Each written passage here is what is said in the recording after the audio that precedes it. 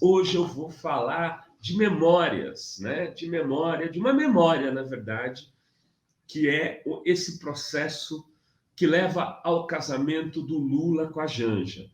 De alguma maneira, eu passei por um período desse resgate, desse ressurgimento desta fênix chamada Luiz Inácio Lula da Silva. Eu conheço Lula desde os tempos do ABC, né? Desde quando ele ainda era o presidente do PT. Eu não conheci o Lula como presidente do Sindicato dos Metalúrgicos, fui para a faculdade em 85, lá na Metodista, e nesse ano que começo a me aproximar tudo daquela ebulição, do que acontecia das lideranças regionais, uma delas era o Lula. E depois fui cobrindo como jornalista, muitas vezes o Lula, fiz várias entrevistas.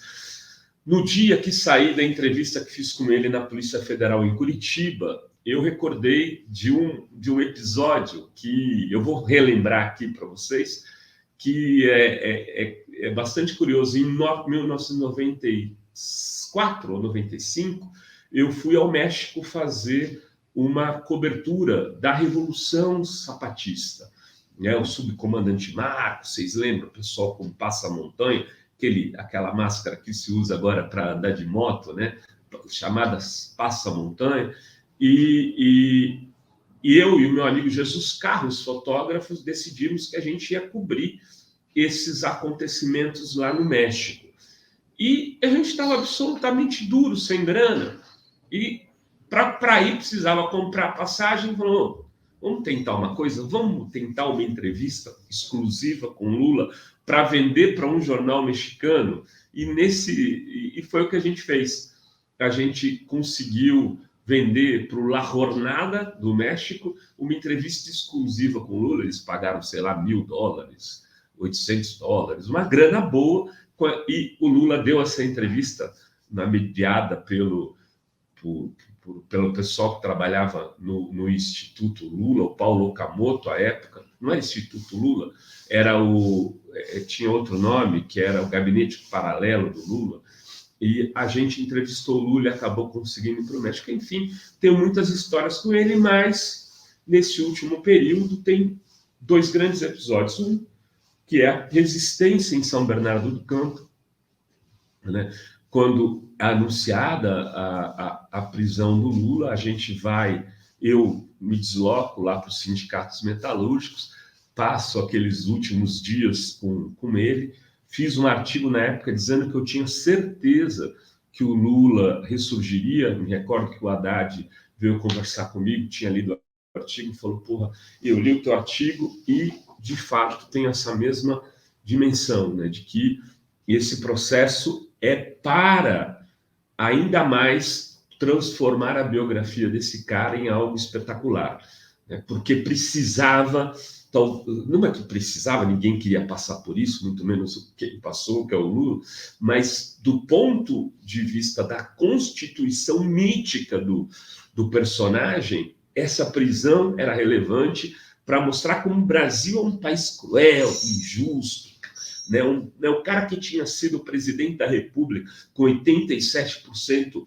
de aprovação, de ótimo e bom, saiu da presidência, ele elegeu a sua sucessora, reelegeu ela depois de uma crise danada em 2013, ia ter que passar pela prisão para ressurgir.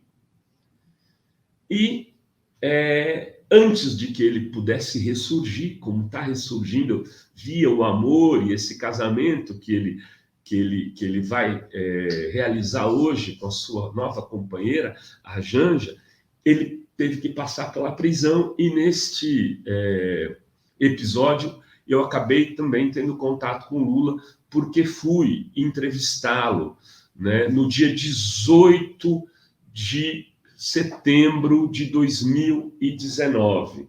18 de setembro, hoje é dia 18, né? Hoje é dia 18, aí eu fui reler a matéria que eu escrevi com a íntegra da entrevista, estava relendo aqui algumas coisas para poder fazer esse comentário, e E vejam, né, a confirmação da entrevista com Lula se deu na sexta-feira 13. Eu começo o texto assim: uma coincidência que me acompanha, dou muitas sortes nessas datas. E neste dia 13 de maio, né, que é dia 13, dia de Preto Velho, dia 13 de maio, dia de Muitos Santos, a gente também recebeu uma notícia muito boa em relação ao tratamento do Luca. A gente ficou muito feliz, eu e Dri, eu contei assim muito rapidamente para vocês isso. E dia 13 que nos acompanha, então, dia 13, sexta-feira, que também, além de ter recebido essa notícia de que é poder encontrá-lo, agora tem essa história, falei, não, vou trazer isso. Quem me anunciou naquele dia a entrevista para o dia 18 foi o Zé Crispiniano, né? Falou os detalhes, tal, que seria cronometrada,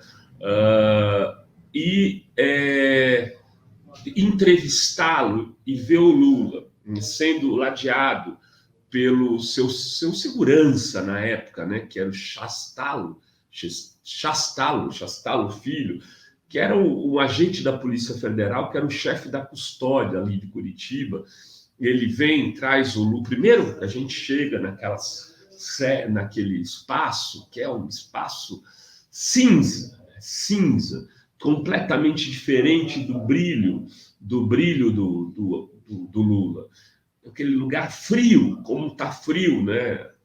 São Paulo no dia de hoje. Eu entro ali e me deparo com o Lula sendo entregue à entrevista, né? Como um prisioneiro, uma coisa bizarra, absurda.